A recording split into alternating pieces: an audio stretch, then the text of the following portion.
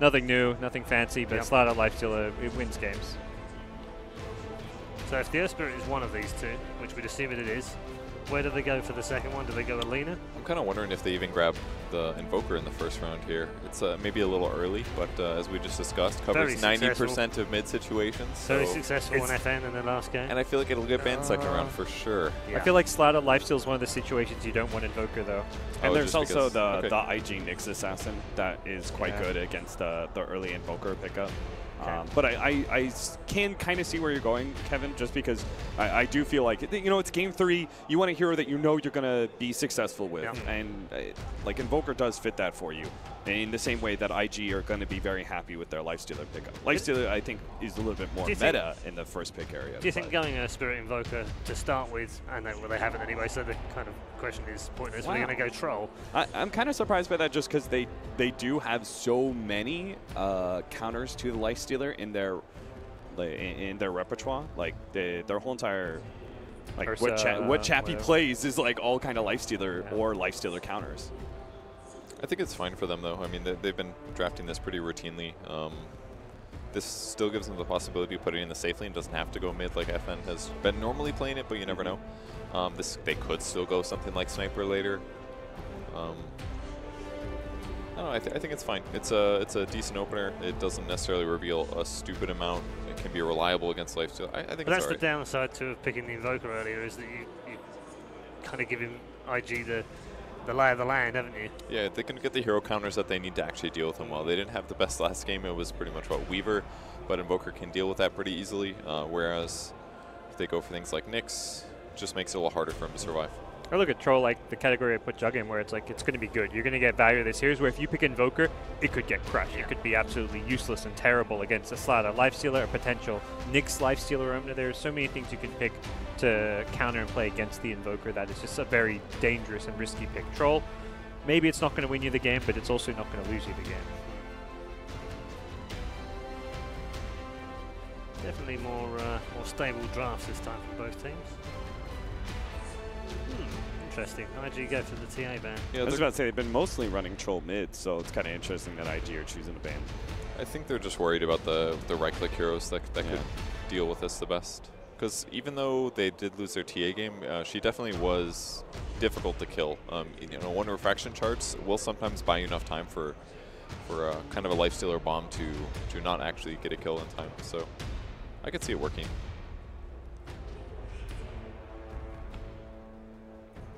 So probably more disable follow-up here for Empire. Ooh, the half and half. And they could just go back for the Ghostic Centaur, but we've seen that hero get kind of ripped apart by the Slider Lifesteal. Not that there's many offlaners other than like what, Abaddon that can survive that combo. Maybe they'll, if IG don't ban it here, the Bat Rider. That's true. I like Bat Rider. That's been banned, I think, both game 1 and 2 in the second stage, yeah.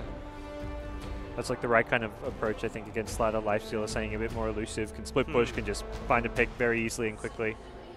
Get the jump them before they jump you, really. That's the philosophy. I don't think IG, I personally don't think that IG, we're going to pick up Lina this game. I think they really want to make sure that they have a scaling mid with this Lifestealer pickup. I was really surprised to see it look weak for the first time. Like her right click was solid in the end of the game, but it wasn't amazing. She was having trouble killing Lifestealer and other heroes. But yeah, she's really got to be far ahead. We've seen that she has been effective has been in those Monkey King Lina games, isn't it? She's definitely much more of an early to mid game dominant hero, and we have in these professional games have not really put her to the test in her late game. But again, I think our late game is more dependent on being ahead. Because you really do need to make that transition into like that fourth or fifth big item that gives you damage. And Arlena was just sitting on like Crystallis, I think, still. So Outcast gone. Relatively predictable with that. You know, another thing I really like about the Troll is it kind of protects slightly against the Silencer pick that IG might go for. It's a pretty fast BKB hero. Doesn't really need to cast spells to do damage. Doesn't even need to remove silence half the time to do damage, so. But maybe something IG's still thinking about. There are a lot more mids that I'm happier with for Team Empire as like a fourth pickup Well, than I am lots of options safe here, isn't laners. Even though what do the you fact mean, that team, like I mean that like Invoker, SF, like those kind of heroes, I would still be very happy with for Team Empire. But it's like this weird contradiction because Team Empire have been running more troll mid. Yeah. I don't feel real good about too many safe laners. Why not PA? I like the Venge a lot. I was thinking about that for because they needed a saving hero against Slordar Lifestealer. Yep. Yeah, I was thinking SD, but Venge is definitely way better. Synergizes really well. Troll, swap whoever gets jumped on. It does. It does make the silencer a lot better for IG. It's true. Incentivizes that pick. Helps Empire Roche as well if needed. So I think in Team Empire's favor, they're like, this Vengeful Spirit will serve as this great like saving mechanism, and if they do get the silencer, then we're still primarily right-click focused for our team anyway. So, like the Vengeful Spirit is still helpful in that regard because you have this aura that it's increasing the troll's damage. I wonder if they'll even do Venge Core maybe. That is also entirely possible. Could work decent in that kind of situation too. They can always change it up.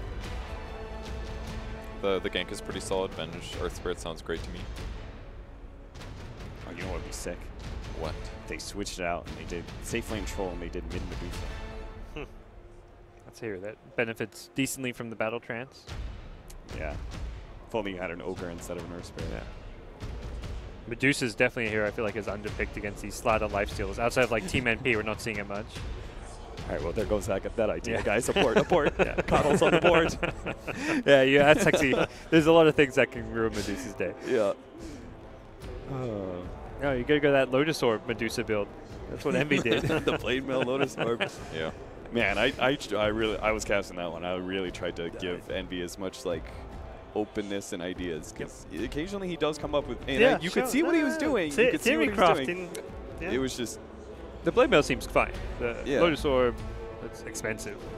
Yeah. Every time I buy that, I'm like, I just spent 4,000 gold to not use this at the right time in that team fight because I'm bad. It's like, why do I always buy this item? Are you saying Envy's bad? No, Kevin? it just really fails me, and then I'm like, this is 4,000 gold. Yeah, bad again. They're With just troll. stacking heroes that don't die to Slider, Lifestealer, stat-heavy heroes. Like, they just want to not die to that combo. And you can remove off mana leak, amp damage. Solves a lot of those issues. Nobody has to buy Lotus Orb now. There we go. Are we really liking Solve Team that Empire's problem. lineup again? I'm liking it. It's kind of cool. It's like we haven't seen, to me, like IG's mid pulls it together. Like they need some for good sure. scaling mid, but some of the better ones that we've seen for OP have been taken out.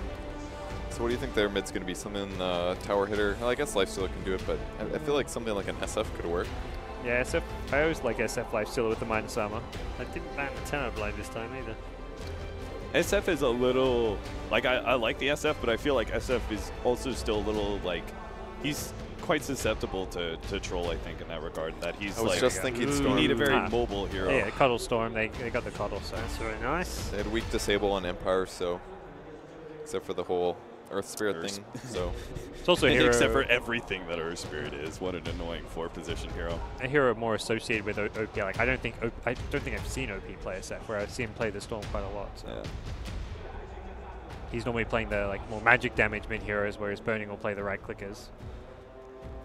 gives Lifestealer 2 bombs too. That part's pretty nice. Yep. As soon as he hits 6, they can do a quick rotation somewhere. Yeah, I was going to say I think they really should grab the silencer if they could get it, but no. So is there any other support that you put value on, or is there an offlaner that you put more value on? Because our Slordar can still switch between these two. Yep. For me, it was like silencer, Centaur. clearly, but yeah. What are the offlaners? Centaur, kinda like Legion. Cent. I think Legion if it was still there, but it's banned out. Do you feel like they should have picked that silencer up? It was an earlier call on that, and they should have picked that up in there? I think Empire just protected their draft so much against the silencer. Like I think that's why they opened with Troll. It was like fast BKB core. They got Venge, who could maybe do core, maybe support. Like I think they just protected themselves the whole time, and it still would be a pain to deal with, but they could definitely work around it with the heroes they had. In theory, IG could have gotten Silencer, Storm if they really wanted it, rather than the Coddle. Yeah. I think they had to pick the Storm or that gets banned, but... But then other times you're playing Silencer against Troll and you're like, why am I this hero right now? This feels so worthless. The Coddle seems like it's going to offer more utility. So do you pick up a? Do you want to run the Venge core, which I'm kind of feeling like is out of the meta? So. I think you need something way better scaling. But the funny thing is, if you run the Venge core, you would get yourself a last pick that deals better with Storm Spirit, rather than a different safe laner. Bust out the last big anti-mage against Slider Lifesteal. And you could with swap save and shields. Like, it's not out of the question. He's got troll ulti to work off of. It's not great. I wouldn't be like shocked by it. Whoa! Oh, hello. That's a bit more shocking. That is shocking. So where has that Winter Wyvern come from? Well, it's Venge plus Troll Warlord means they can kill each other very easily. So the Winter Wyvern ult is good. They're definitely, most of their damage right now looks to be right-click based, so they can save people. I don't think there are too many other heroes besides like a more right-click, single target right-clickers like Weaver that Team Empire could pick up here. Yeah. I think that's why they banned the Slark also, because Slark would take advantage of what Wyvern brings. And that kind of gives them that solution. Okay. So different type of damage. They've got 2 types of heals now between Abaddon and Necrophos. They can kill people that are low regardless of Cold Embrace. I kind of like the pick a lot. Is it going to be at a Storm Spirit, though? Are they going to be able to 5-man? They do have really good ball with Abaddon, Necrophos, Troll, but are they going to be able to break that high ground against IG with the Storm? I feel like Empire, we haven't seen them play fast. Both game 1 and 2, IG were the team who kind of took the initiative first. Even game 2, Empire going to win, but that's through their late game play. First 15 minutes was dominated by IG, so I'm not too confident in Empire's ability to play like the early to mid game in Death Bowl, but it's still, I think, a solid draft from them. Yeah, I actually like their draft a lot. Any takers for Empire to win? I'm going to go with it. I like the Necro. Okay. If you can press Ghost Shroud at the right time, He won't get a chance to. Slaughter Lifesteal. Burning Lifesteal, I gotta stick with But they got IG. swapped to back him up. Yeah. So even if he's late, he'll die before the swap. I stick with history, and I've seen what IG have done, and I've seen what Empire have done. They haven't proved to me that they can play a super fast pace, nor have most other teams at this tournament. No, it seems like the meta isn't played well into it. Yeah. You have a very minor window to work with when you're the faster team that tries to go mid-game. All right. Great stuff as ever from our 3 panel members. We'll get more from all 3 of them after the game. It's time now to head back to our commentators. Dakota, it's all yours. Thank you, Paul. Here with Fogged, of course, as we are courtside ready for game number 3. It all comes down to this, man. One team moves on to top 3. One team has to go down to the scary best of 1 gauntlet lower bracket. It's going to be a tough one. But who would think we'd see Slaughter Lifesteal at all 3 games? Slaughter Lifesteal all 3 games, and then a fun little Necrophos pick for our 3rd one here. We did, of course, have an intriguing little pub yesterday with Necrophos. What do you think about his potential here? Now going to be in the competitive matchup. Do you think this is the ticket for Empire to move on against IG, or do you think that they're going to be trying something out here? I like Empire's approach. I'm still probably going to lean on IG's lineup because it's, I mean, Slaughter Lifestealer just is so dominant, at least in this series so far, and they've been executing it and just running just so aggressively just in that factor, and it's just so mobile. That's the thing that IG's lineup has. They're super mobile with the Slaughter, with the Storm. The Coddle's going to be able to bring them around.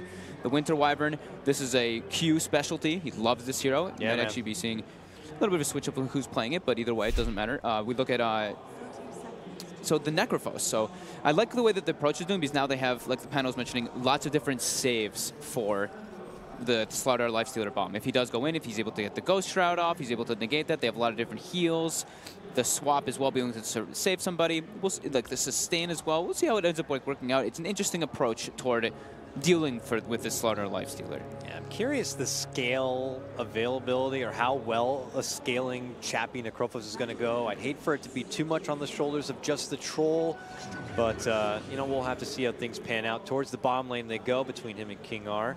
Already a D-port had been committed, and it does look like they are going to get a nice early D-ward too. So good advantage for them at the start, and dual lanes seem to be the case here for IG. Surprised to see that it's Baboka playing the Wyvern, not Q. Even though it's a Q specialty, they do. I mean, Q is playing the Coddle. He usually plays the 5 hero, so they want the Wyvern to be able to scale a bit more. I mean, I guess in this lineup. We've seen like action-packed kind of Wyverns, maybe way back TI5 qualifier Navi. So Nico Wyvern fogged, like that was okay. I'll just kind of get the most out of my Arctic burns and zone back and be a bit proactive. But speaking of proactive activity, mid lane Maposhka. Unfortunately not going to get the connection on the first rolling boulder of the game, but he is doing his best to zone back fellow Spirit OP. Yeah, the Wyvern, like they mentioned on the panel as well, there's a lot of physical damage coming out for Empire's side, so they were going for that. And then the Necro last pick is kind of like that balance for it to just be able to kill somebody through. And the Winter's Curse also to be able to set up versus Troll. I mean, if anybody's sitting next to each other, you can blow them up almost instantly with Troll and Venge Aura coming out. Wyvern's also typically a good Glimmer candidate, and that could be nice to have against the Necro. A lot of different things. Glimmer candidate, he can set up for good like crush combinations as well with a nice curse. Definitely intrigued to see that value begin to come to fruition. I like that Empire adjusted as well with the Necrophos, not only for the Wyvern, but versus the Coddle. Blinding Light is immensely powerful. When you at least have like another spell damage thing on top of it, you're at least able to counter that. And he's normally like stand, plant, and kind of fight, so even if he's hit with a Mana Leak, it's not like he's trying to run and chase down. He's not the fastest old guy. He's there for the long-winded fights. Yeah, and it gives them that push potential. You know, if they do get that 5-man group lineup, if they come out of the lanes ahead and they have Necro, Abaddon, Venge, and like Troll just running at your towers, they have so much sustain. Chappie getting some pressure on the blast is a bit off the mark here, though. That's why I love playing Coddle in the off-lane setup. I know normally we've been seeing a lot of people like keep him towards the safe lane as a babysitter, or even just straight up go greedy in the jungle. But here, can obviously pressure opposing safe laners with the blast. Mana Leak, if he favors getting early, could be a bit of a headache. And also he can blast down those side camps and pull aggro easy too. Here he gets a nice D ward, so vision going to be taken away from both sides down here. Good eat. Double regen. Since he only has one, just a Top couple tangos. lane. Top Ghost Stick gonna get some pressure on him. Shield is on cooldown. He is getting pressured pretty hard, but Burning is also with all those creeps on him with the Curse of Avernus. He's able to. He must back up. But Boga shows himself with that Arctic Burn, but now will have to wait what feels like another eternity before he can even dish out another one. This could be where OP goes down. Okay, now OP hanging behind the tower quite a bit, but as you see, Earth Spirit was also flirting there a bit, but no easy opportunities on that front. Looks like he may just take his business elsewhere. Slardar down here in the bottom lane, bit lonesome as Coddle is going to be taking his business elsewhere, it would appear, at least making some stacks on the side. So we'll see if Slardar does overextend himself down here in the bottom lane a bit and get punished. But it does look like King R's doing a nice job keeping him zoned back. Yeah, Q's just gonna farm a bit in the jungle. Kind That of like stock what that we were saw mentioning. from Faith in that one game. You know, the earlier you get your Ags, why not, right? Doesn't want to have to be like doesn't want to sit top. Doesn't want to split tri-lane experience. He doesn't want to sit bottom to sit sap experience from the Slaughter either. So jungling is perfectly fine for him here, stacking a little bit for OP and for Slaughter. Now, the Troll Storm lane, not one we see every day, but Troll certainly having a pretty damn good start. 22 with 7 denies to the 13-1 of OP. Does this begin to change a bit, though, as the levels come online, obviously, for the Storm? We know, of course, he gets his prized ulti. He becomes damn near hard to gank, but does the 1v1 get any easier, or is this like Troll through and through?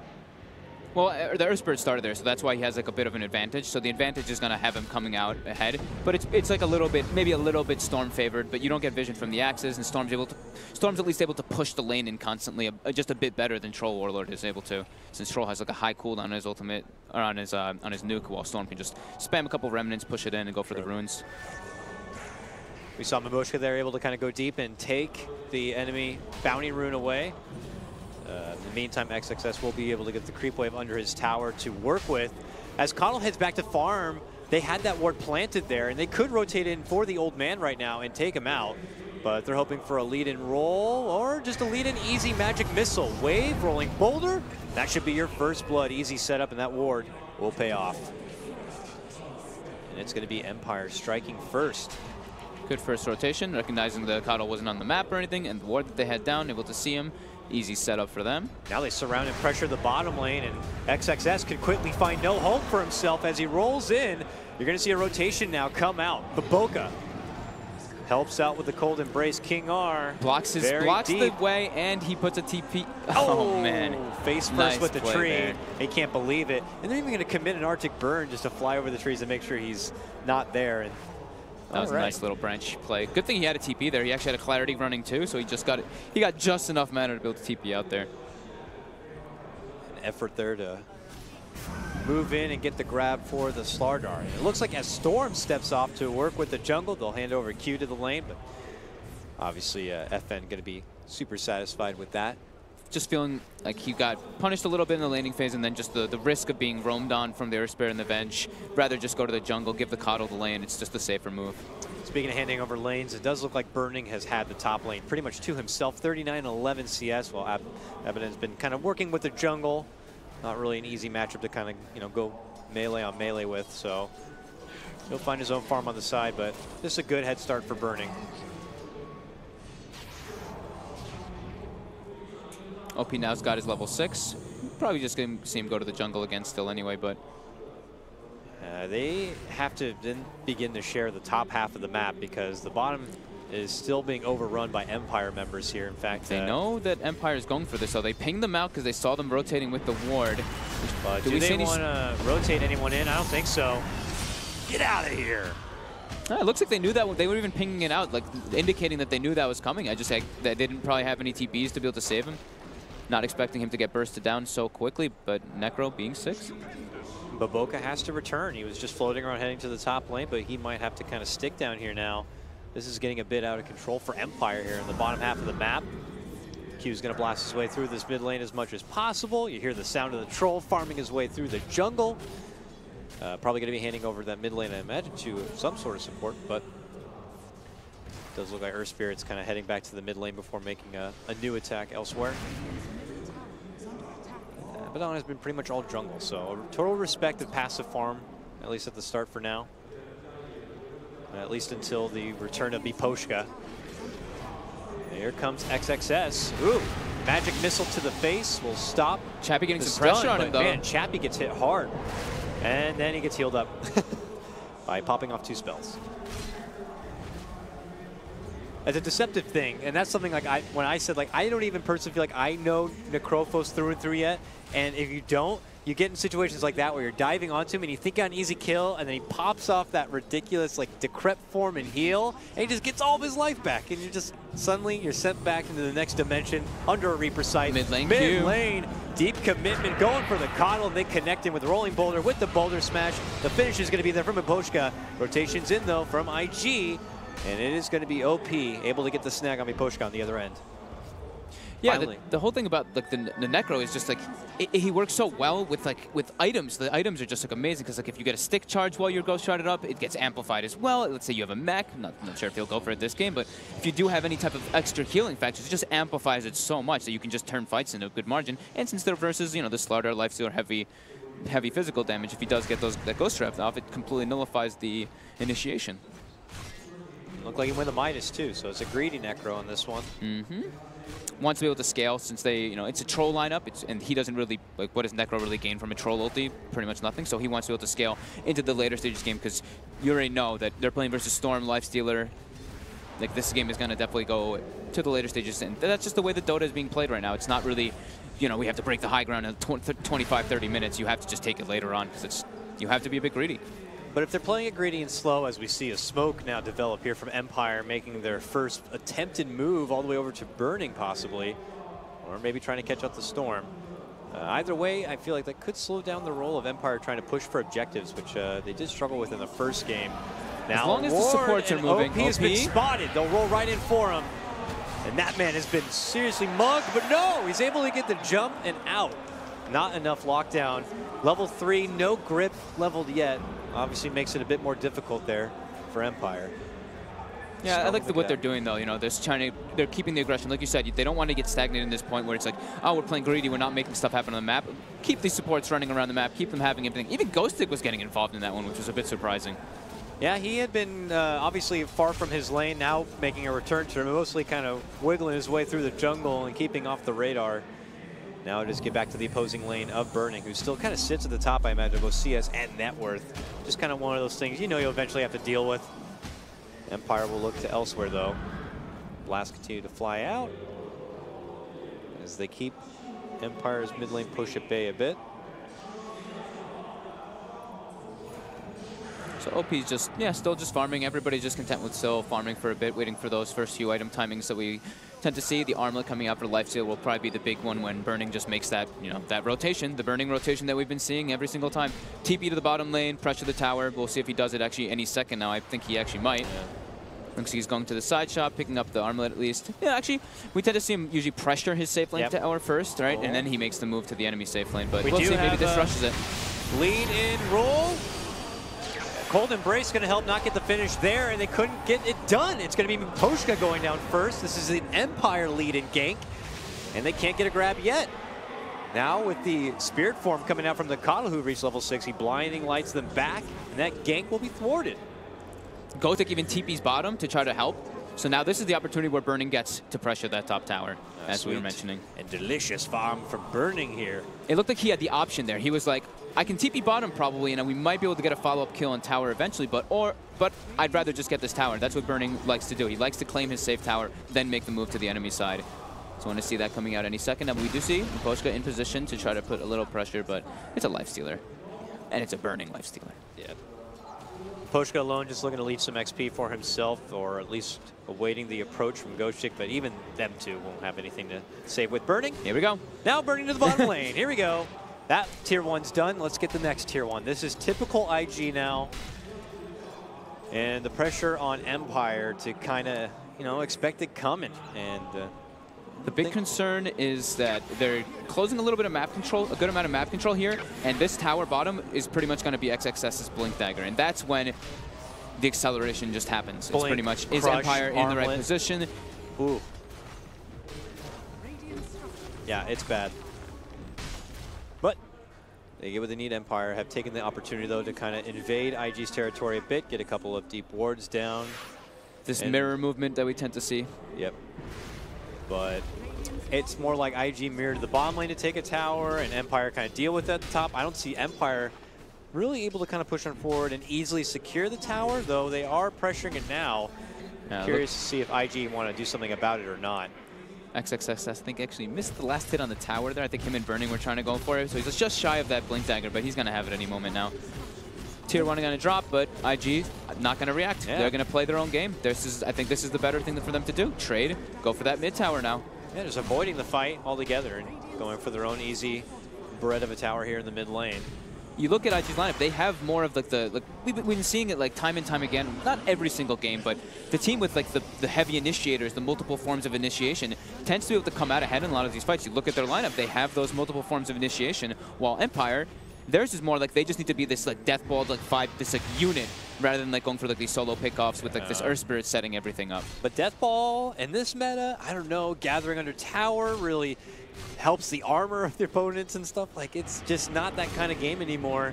But we'll see. Maybe rallying behind the power of the Necrophos, it could be good enough.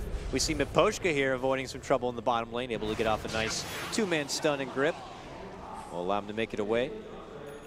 But you can already feel IG happy to kind of push in for pickoffs where available. Straight to the Bloodstone here for OP. As he gets closer to finishing out the Soul Booster, we see FN here nearby, roaring his way up into a Yasha now.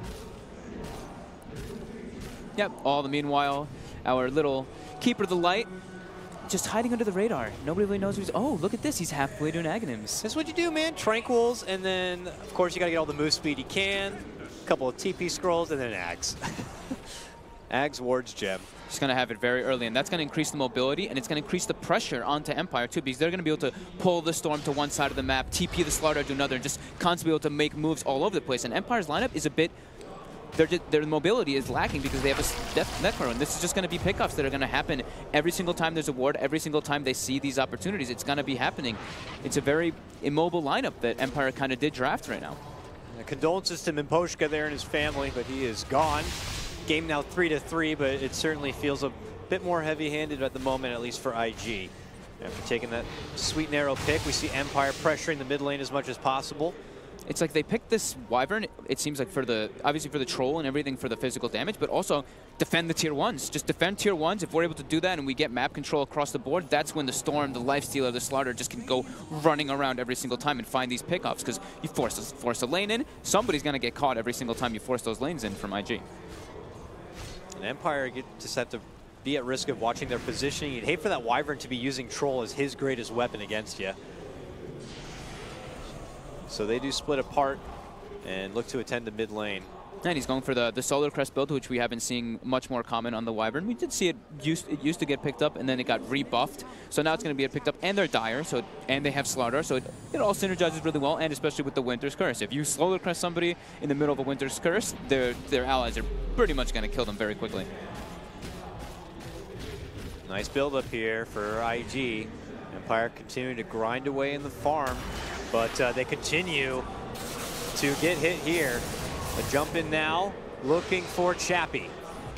Toss out the Decrep. Here comes assistant Ghostchick trying to be the paramedic, but he's not going to be able to assist him. Chappie going down. A hard hit for Empire here as not even their own jungle is feeling safe. That's Taking out possible wards. They're going to have to get in there and try to debunk the vision, but there actually is no vision there for IG. They're just happy to cross the river and keep tabs.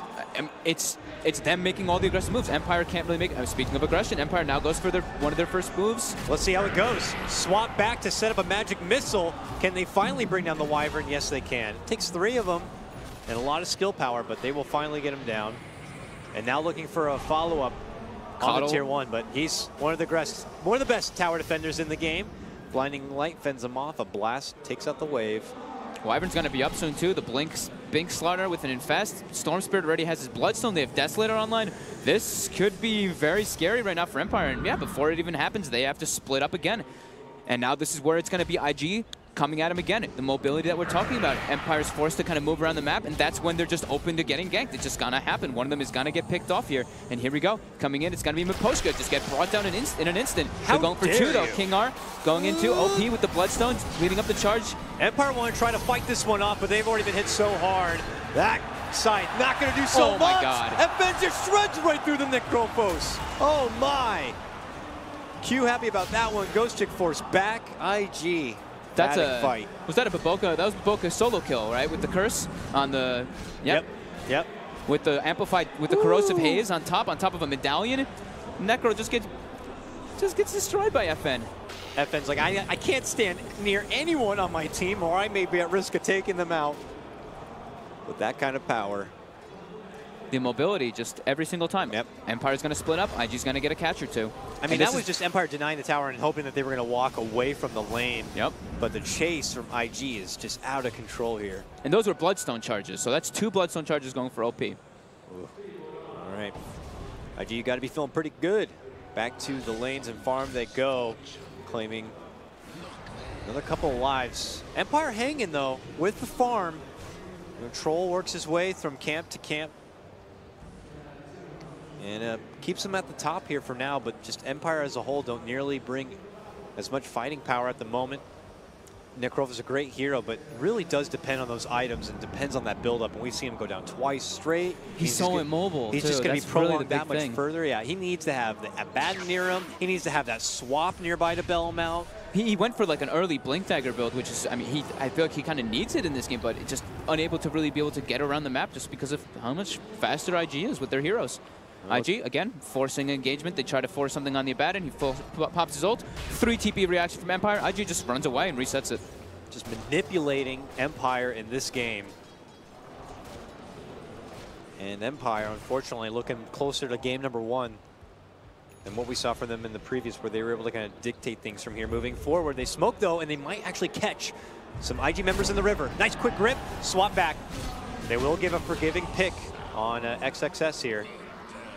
Yeah, nice little kill. They might be able to actually go for the Roche here. They do have the Terror on cooldown here, and there is going to be Blinding Lights and Kato Blast and Wyvern coming in. Let's see if IG is able to make it in time. It looks like they should be able to. They've got Aghanims. It's daytime as well. Oh, this could be a disaster for Empire. Already bumps FN out of the pit. That means Ghostchick has to solo the Roche for now. FN, does he really want to waddle back in there? He does. A new blast is going out. He's trying to go for the finish. They hit him with a mana leak. A new blast flies through. He just pops the borrowed time. They give him a new shield. They're looking to go for the finish. He pops out the ulti. He's looking to burst him down. Can he get it done? They blast him back. Burning gets the Aegis, and he gets the last hit. He sneaks in and gets the last hit and the extra life. Look at Chappie. He stuck on the high ground. Blinding lighted on the high ground, I believe. And OP goes in right up there to get the finish. IG all day here. I don't think that they can go for that move. When you're playing versus Kato, Kato just got his Aghanims. It's daytime. That's like IG's move to just go in. Burning even gets the last hit on the Roche, gets the Aegis as well. Oh, man. That wonderful timing. I mean, obviously most attention to that blinding light was to bump him back as the Roche died, but the convenience of happening to bump what looked like Necrophos to the high ground, making that Ags feel so clutch already. That was a sick play by Q. It looked like that one was almost planned to push him up there even. We're going to catch a glance on this on the red side. I'm going to be taking a look at Chappie. Let's see Q's positioning. But look, as he bumps back everyone from inside the pit, it was also like a double. bumps him It was up. a double. Oh my goodness, that blinding light. Not only securing burning the, just throwing Chappie on the high ground, just stuck up there. Oh my. That is the most fortunate blinding light ever, I'm pretty sure. I think even Ake liked that one. Here, though, Empire, I mean, the way they just had to throw themselves into the pit, do you think that for them to even keep afloat in this game, they had to go in there and make that decision? I felt like after they were bumped out the first time, you may be like, okay, well, we can't really do this. But the way they were just so persistent, they make it feel like they just need it.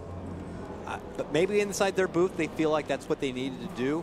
But now they're, I feel like even a bigger deficit than they were at any point in this game. Yeah, they didn't, to be fair, they didn't see the Coddle Ags until, you know, like almost last minute. But then FN ran in and committed. You know, he went for the full committed. So they felt that, you know, they feel the pressure. They're like, we need an Aegis. We need something to deal with this Slaughter Lifestealer. We just not able, like the Venge isn't able to swap people in time. It's just the mobility from IG, again, over and over again.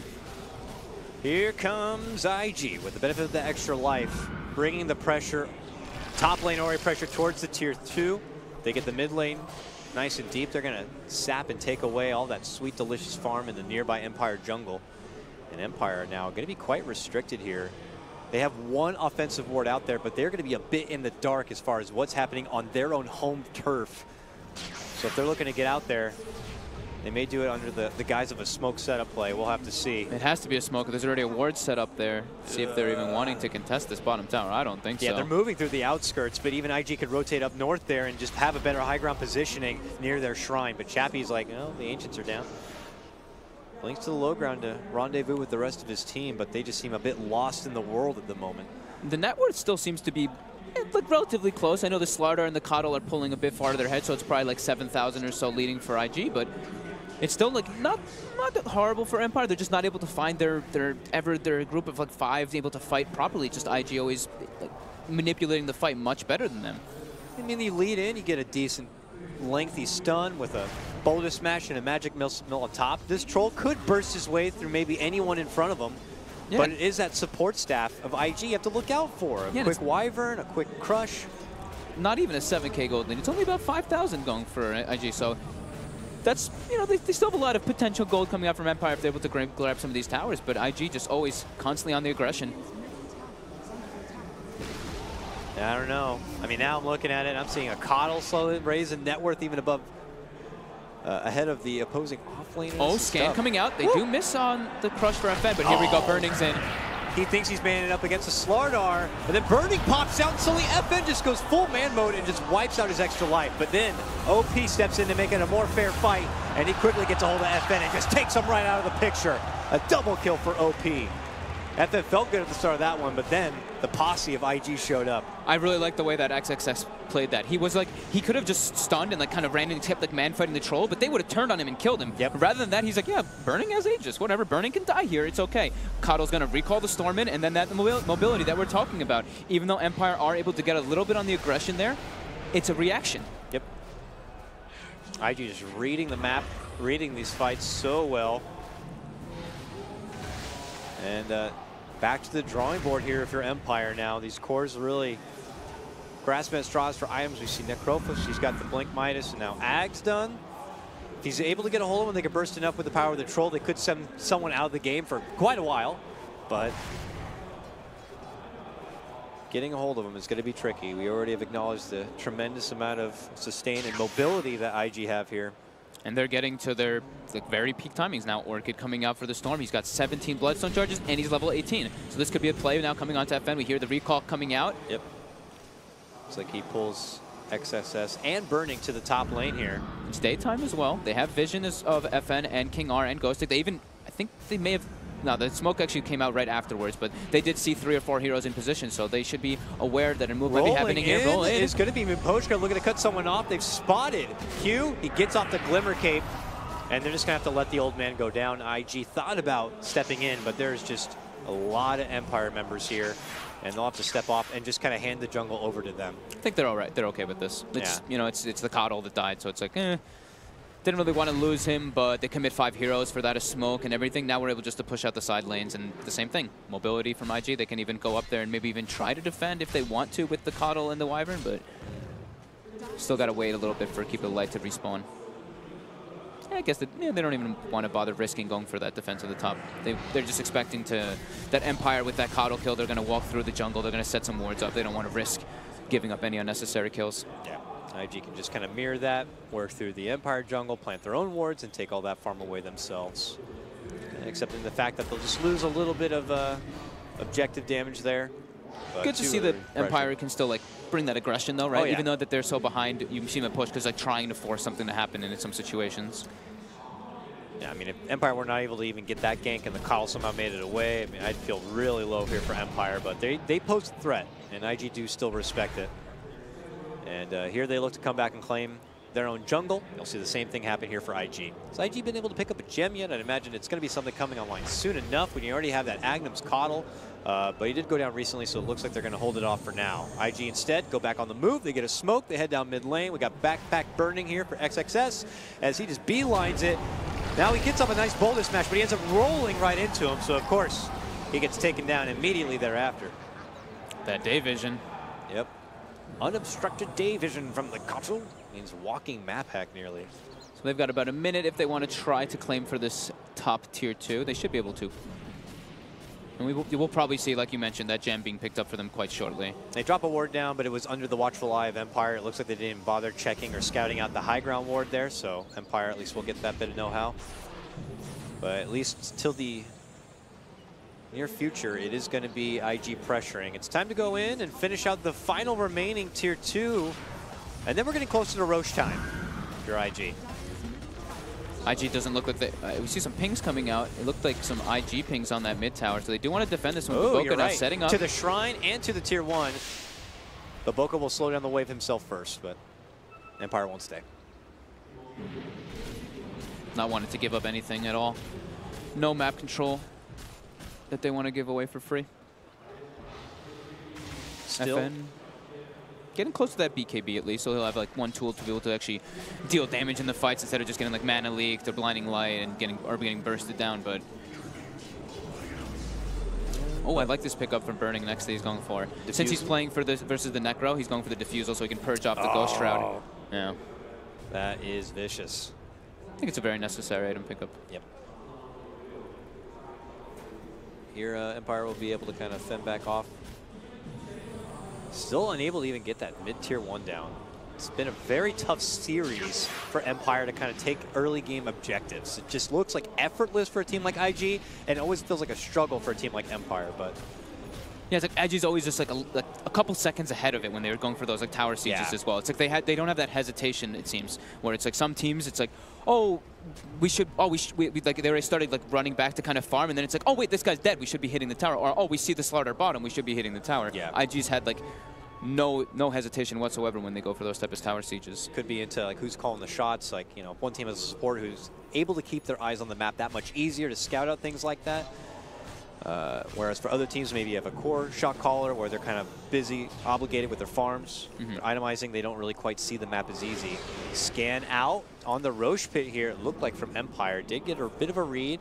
All right, Burning decides the Basher into the Abyssal Blade is probably going to be a little bit more important. He still has the Robe of the Magi, but he decided to just buy a full Basher for now. So he can, that's more so he can man fight the Troll. Diffusal so he can kill the Necro, Basher so he can man fight Troll. And I think the Necro is less of an issue right now compared to the Troll, as we saw before. When Burning lost that Aegis, it was like, he's like, I can't do anything. Here though, Empire though. Solar Crest online for Abaddon, Lotus Orb as well. So now he's going to have tools to remove not only the mana leak from himself and have the shield for somebody else, or vice versa, but also to remove the Orchid that they saw picked up by the Storm, which is very important. Empire, they could consider round number 2 inside the pit. First round didn't go so well for him. It's not quite daytime just yet. Coddle does have a gem on him, but about 2 minutes until day. Scan was dish out there. They begin creeping in. Roche to just below half of his life. There goes Troll looking to commit the call. Are we going to see a fly-in? There goes the blast, lead and crush. OP not going to go inside the pit yet, but they are going to be able to blast them back and away. Will IG stay and fight, or will they turn and run? Lockdown on the Slardar, not quite enough to go for the finish. Burning pops out, looks to isolate the Wyvern ulti, will help get the finish. Now he goes for the next target. Unstoppable for OP as he finishes off another. Now has no more mana to work with. A chomp of the cheese. And Empire step away here. They take their Roche and they get to hold on. They don't look like they're done. Oh no! IG continue to chase. Get a wonderful crush and now look to go for Ghostic, who has to turn their attention away from the rest of Empire. Oh, he gets his minus off before he dies. Ah, That's what the I was like, I was That's like, the win. Maybe he's trying to go for, oh, nope, minus is up. Got to get that minus up before you die.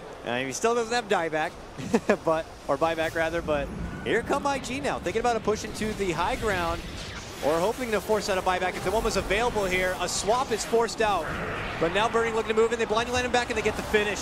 Q gone, 2 down from Empire here. And what could be for a final hurrah of the upper bracket? They get the silence grip with the cold embrace. They keep an OP alive, man. They can't get him down. He's able to run back out and step away from trouble. Empire can't even get the one forgiving pick off. Oh my, and he's so low on life, he's going to TP back home. He can even get recalled if needed. Yep. And it looks like they're looking to keep this kind of aggression going. No fear from coming out from IG though. The Roche was cleaned up and they just go straight in again anyway. Yep. Just that, I mean, that mobility, it's pretty hard for them to really catch the Storm now with the amount of mana that he has. Sure, they have like the lockdown from the Earth Spirit and it's, I mean, the Venge, which is okay. It's not really, you know, not really the best versus Storm Spirit. And once he has this much mana, he's able to just like ping pong back and forth. Yep. And when this is, whereas there's this Lifestealer who's just chomping down your cores so fast, it's like, oh man.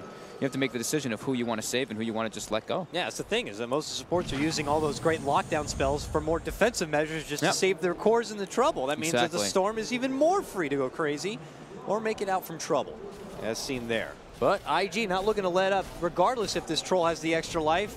They feel there's blood in the water, and they want to go for the finish. They jump to the high ground. They do! Beautiful two-man catch right there from IG!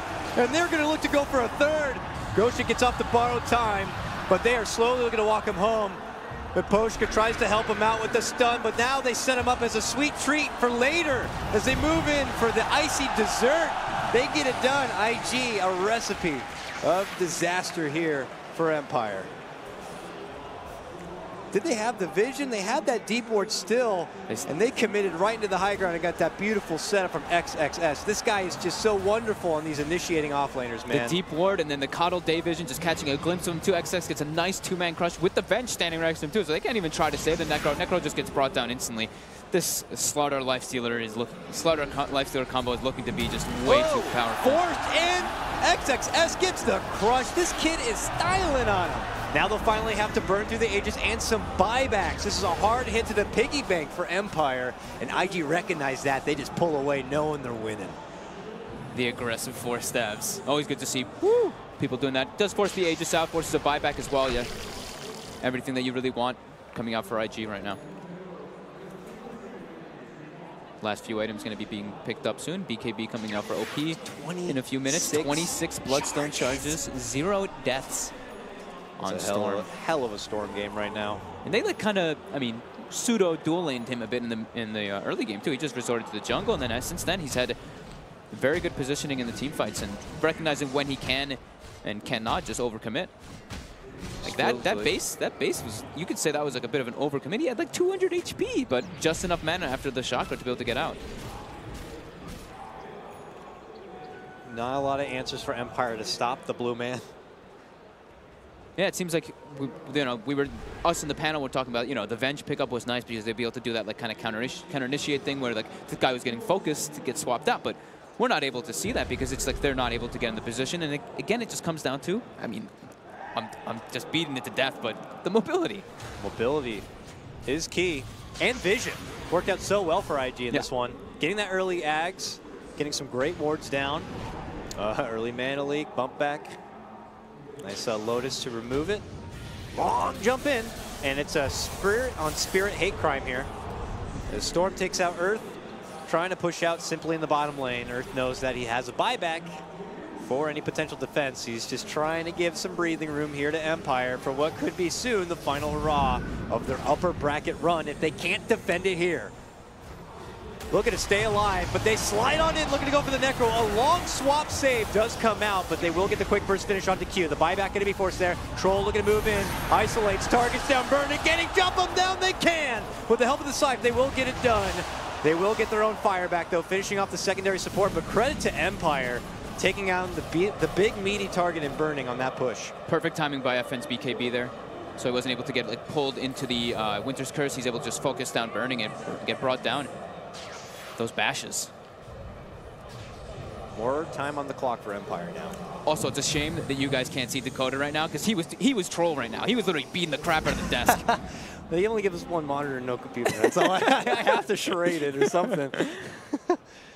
IG recognizing and respecting Empire on their defense. Know that they'll have to wait a little bit longer before they'll be able to close this one out. 36 minutes in, 21-8 feels like a pretty heavy-handed advantage, but look at the credit to FN. Still holds highest net worth in the game. Overall, though, as you can see, wow, it is all IG on this one. 20K XP, 15K net worth. The big pain for Empire is I'm just glancing at these two little supports at the bottom of the net worth. 1,700 for Arvenjana, 2,700 for poor Mapushka, having just much rougher game than his other Spirit performance. Yeah, that's normally me in the pubs, down there in the depths. Someone's got to do it, though. That clutch save kept Necro alive, kept Empire kicking. Yeah, that time we saw it, finally. Yeah. We're like, nice, the Venge actually gets the swap off, and we just mentioned it, it's perfect. Okay, though, it looks like IG ready to go back in. Round number 2, possibly. As the mid lane is getting forced on in. Credits to see the support staff IG holding strong. Devastation of that Wyvern ult set up appropriately. Yeah, it's scary. Empire has to really watch their positioning. Empire creeping out, though. Recognizing IG have made the sweep down to the bottom half of the lane. They take this quick window of time to try to move up, ward down, do whatever they can. Warding up the high ground again, but IG's deeper ward scouts him. And look at Q, old man Q, he's like, I'll lead off the charge. Moves in, tries to go for a D-ward, but that's when Chappie jumps in. That's when OP jumps to the back lines. Moves in, gets the quick finish, taking out the Earth Spirit. Now he could be focused. He pops the BKB and steps back, but they find a swap target. Nice blinding light. For Baboka. They separate with the blinding light, and that's when they initiate. Look at the go for FN, and they get it with the burning bomb. Troll goes down. Follow-up's going to be there for Chappie, and they have no Troll or Chappie buyback. This looks to be it, and it is over. Empire to the lower bracket. IG managed to get it in game number 3. 30 Bloodstone charges. OP just going out of control in this game. Damn. Let's let